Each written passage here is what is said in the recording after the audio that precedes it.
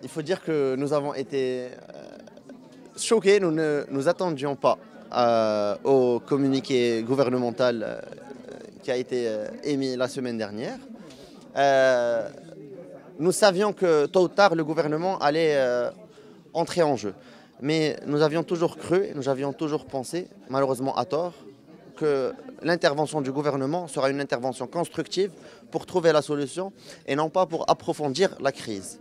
En nous accusant d'appartenance à certaines mouvances,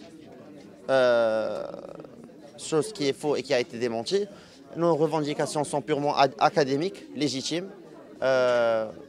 Nous espérons que, nous attendons que les négociations reprennent. Nous ne sommes pas dans une logique de tout ou rien.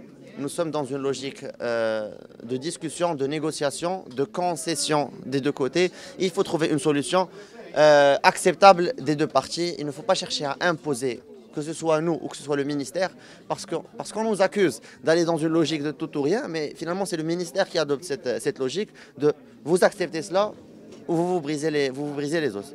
Nos revendications auront des retombées positives sur la santé du citoyen, sur le système sanitaire marocain et sur notre pays globalement, sachant que la santé et l'éducation sont les deux piliers de toute nation forte et qui se respecte. Alors par rapport aux menaces, il faut dire qu'à partir de ce moment-là, nous avons commencé à nous sentir comme des citoyens de seconde zone. Parce que nos droits les plus fondamentaux et nos droits constitutionnels ont été bafoués. On a voulu porter atteinte à notre droit à la grève.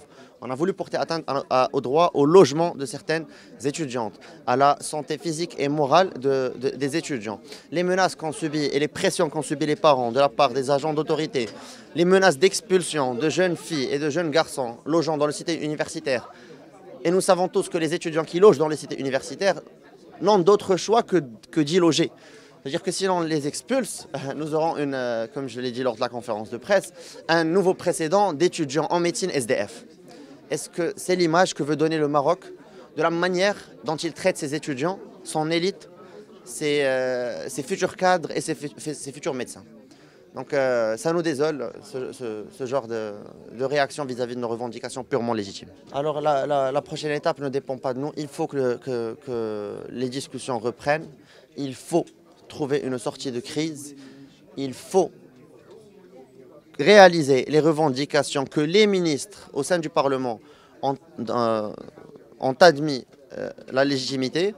Donc en fait, la prochaine étape, c'est les négociations. Parce que nous ne sommes pas dans une logique de conflit ou avec un gagnant et un perdant. Si l'on gagne, c'est le pays qui gagne, et si l'on perd, c'est le pays qui perd. Donc voilà. واللي باغي انهم يحسنوا الوضعيه ديال التكوين الطبي في المغرب وعبره يعني التحسين ديال الوضعيه ديال التطبيب وديال التطبيب ديال المواطن المغربي.